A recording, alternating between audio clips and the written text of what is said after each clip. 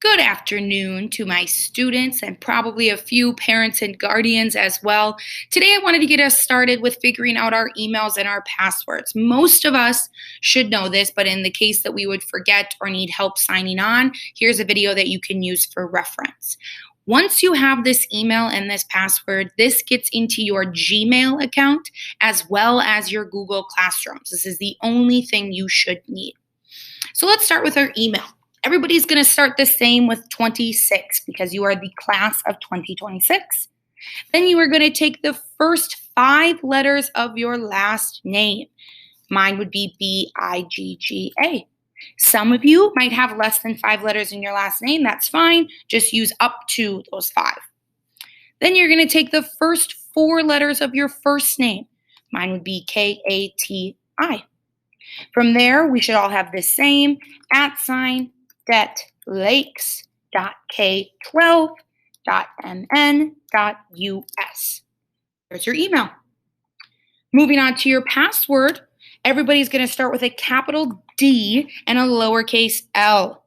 I get a lot of students thinking that's maybe a 1, but it is a lowercase l. 22, and then this is where things are going to get different per person. You're going to end your password with your 4-digit lunch code. So capital D, lowercase l, 22, and your lunch code.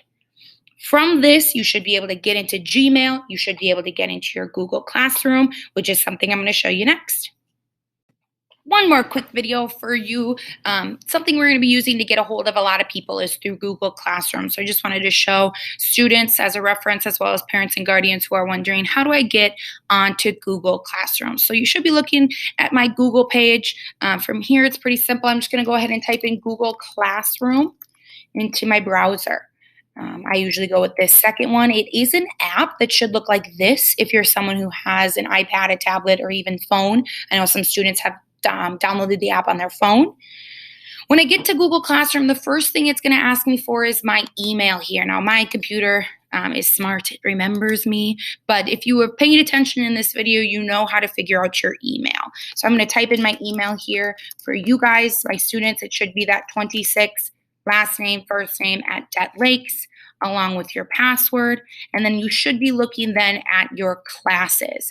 My students should be seeing some reading, maybe some science, some social studies, and some math.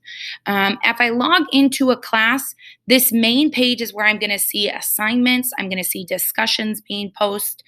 Feel free to contribute.